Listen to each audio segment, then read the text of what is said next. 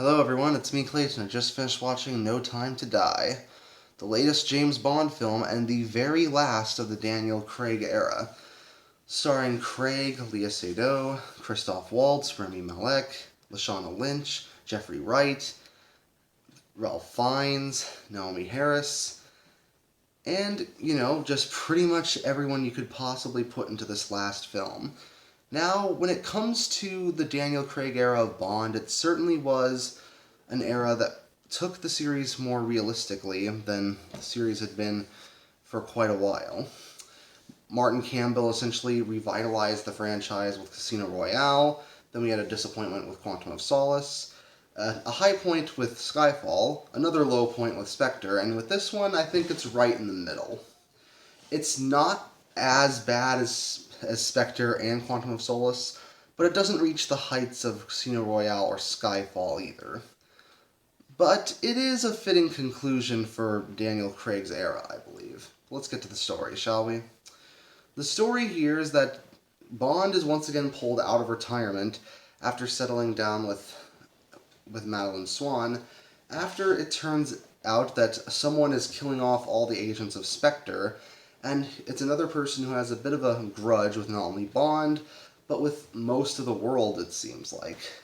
So Bond's pulled out of retirement 5 years after he ends up getting attacked by mysterious people, and he has to team up with another 007 agent, played by Lashana Lynch, and he has to basically do whatever it takes to save his friends as they all happen to fall by the wayside, and as he faces supposedly his deadliest villain yet. But that's all I'll say about the story. The story here is kind of generic when it comes to a stop the bad guy from destroying most of the world plot that feels like it's taken from a lot of franchises before this, but it does ultimately manage to give Bond an emotional center throughout the film, especially given Madeline Swan here actually happens to feel a lot more important and integral to the plot than she did in Spectre, honestly.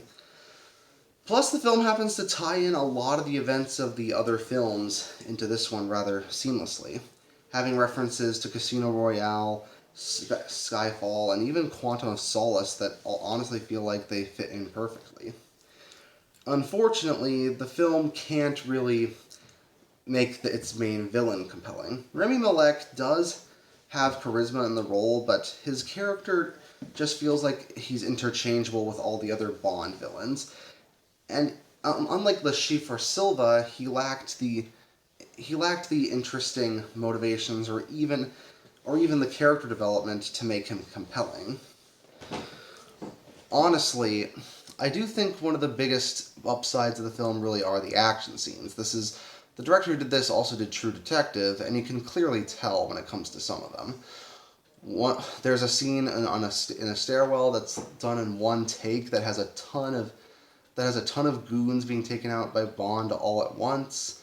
There's a scene in the forest that has a ton of vehicle-related stunts that's really cool. The opening action scene that's been seen in the trailers a lot, that's a lot of fun. You can tell that Bond and his opponents had to take a lot of risks when it comes to these scenes, and a lot of the stunts and action scenes look really, really solid.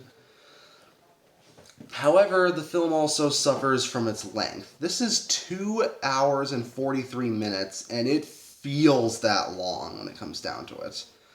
It feels like a film that could have had a lot of fat trimmed off and it would have been more effective. And I'm pretty sure this is the longest Bond movie to date, and it clearly didn't need to be that long. And I can clearly tell when the movie tries to delve into more of the self-aware comedy that honestly just doesn't clash well with the more realistic and dour tone the films have set throughout most of it. You can tell when one writer's style ends and when another begins here.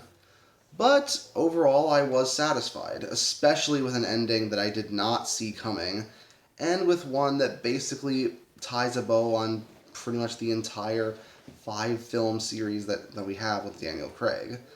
Because of that, I think it's the third best out of Daniel Craig's films, a solid 7 out of 10, and I hope to see 007, whoever plays him next, in another movie at some point in the future. See you next time.